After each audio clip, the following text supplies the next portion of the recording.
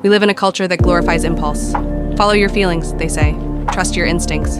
Do what feels right. On the surface, this sounds liberating. It promises authenticity, spontaneity, and emotional honesty. But buried beneath this advice is a dangerous assumption that feelings are inherently wise, reliable, and worthy of command.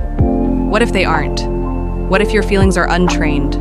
What if they are shaped not by truth, but by habit, fear, insecurity, dopamine loops, unresolved wounds, and cultural conditioning? What if they pull you away from what matters most? Not because they're evil, but because they're immature. The ancients warned of this long ago. Across cultures and civilizations, from Stoic philosophers to Eastern sages, the message was consistent. An undisciplined mind is like an untamed horse, powerful, fast, and full of potential, but dangerous without a rider.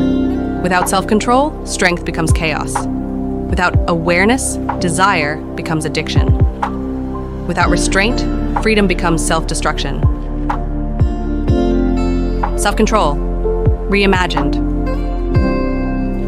Self-control has been deeply misunderstood. It has been framed as repression, denial, rigidity, or self-punishment. Many associate it with joylessness, austerity, or emotional numbness.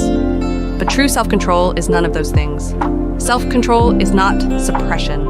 It is selection. It is the conscious choice of what deserves your energy and what does not. It is not about shrinking your life. It is about shaping it.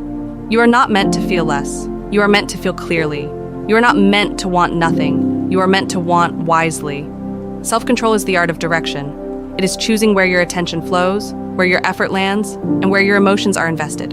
Because attention is life. Where it goes, your character follows. Freedom, then, is not doing everything you want. Freedom is not being enslaved by what you want. The myth of modern freedom. Modern society equates freedom with indulgence. The more you consume, the freer you are told you've become. More options, more stimulation, more pleasure, more expression. But indulgence isn't freedom. It's dependency disguised as pleasure. If you cannot say no, you are not free. If your peace depends on constant gratification, you are not sovereign. If discomfort controls your choices, you are ruled. Quietly, invisibly. The ancients understood this clearly. They called real freedom sva-rajya, self-governance, the ability to rule oneself before attempting to rule circumstances. When you can say no to impulse, you say yes to peace. When you can delay gratification, you gain direction. When you are no longer reactive, you become intentional. This is the foundation of mastery. Rule the self, and the world follows. Not because the world bends to you, but because it can no longer destabilize you. The battle within. Every person lives with two selves, the reactive self and the reflective self. The reactive self wants now. It wants relief, validation, pleasure, release. It speaks loudly, urgently, emotionally. The reflective self wants forever. It cares about meaning, consequence, alignment, and legacy. It speaks quietly, patiently, thoughtfully. Every decision strengthens one and weakens the other. Each moment of restraint is not a loss. It is an investment. It is not repression. It is refinement. When anger rises and you choose silence, you are not weak. You are evolving. When temptation whispers and you choose integrity, you are not missing out. You are consolidating power. Self-control is the quiet victory. No one applauds, no one records, no one sees. But everything depends on it. Character is built in private moments of choice. Destiny is shaped in unseen pauses. The science of restraint. Modern neuroscience now echoes what ancient sages taught intuitively. Impulse originates largely in the amygdala, the emotional center of the brain responsible for fear, pleasure, and survival responses. It reacts quickly, instinctively, without context. Wisdom, reflection, and regulation live in the prefrontal cortex, the seat of planning, moral reasoning, empathy, and long-term thinking. Self-control is not about eliminating emotion. It is about strengthening the bridge between emotion and awareness. Practices like meditation, breathwork, journaling, and deliberate reflection physically strengthen neural pathways between these regions. Over time, awareness arrives faster. The pause becomes instinctual. Biologically, self-control is awareness catching emotion before it hijacks the system. You are not suppressing the wave, you are learning to surf it. Emotional alchemy. The ancients were emotional alchemists. They did not fear emotion. They refined it. They did not suppress anger. They transformed it into clarity and courage. They did not deny desire. They elevated it into devotion and purpose. Emotion is energy. Unconscious emotion is chaos. Conscious emotion is fuel. Anger becomes resolve. Fear becomes focus. Desire becomes disciplined drive. This is mastery, not numbness, but transmutation. Powerful, but peaceful. Intense, but centered. The discipline of response. Control is not rigid restraint. It is mindful response. Life constantly provokes. People disappoint. Situations escalate. Emotions surge. The difference between suffering and growth lies in the pause. The pause is power.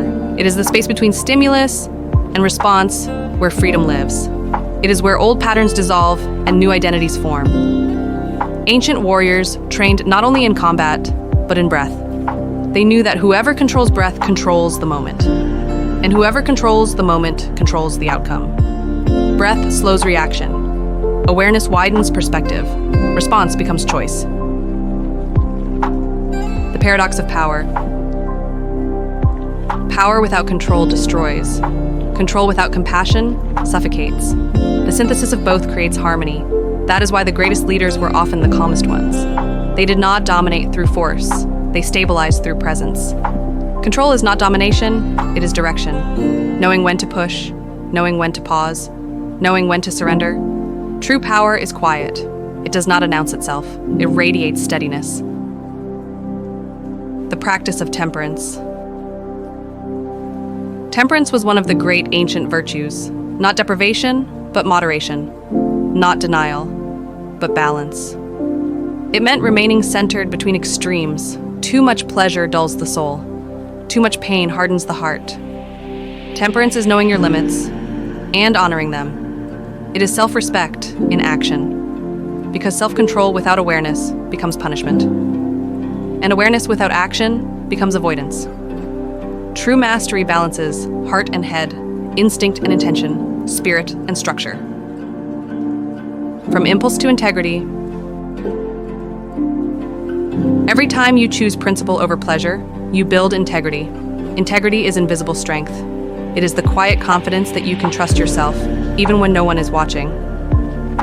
That trust becomes an anchor. It steadies you when emotion storms. It grounds you when temptation pulls. Willpower fades. Self-respect endures. Pause. Ask yourself, am I driven by emotion or guided by awareness? Do I own my impulses or do they own me? Because control is not restriction, it is liberation. The more you master yourself, the less the world can shake you. The less reactive you become, the more powerful you are. This is the oldest freedom known to humankind. The freedom to remain peaceful inside any storm.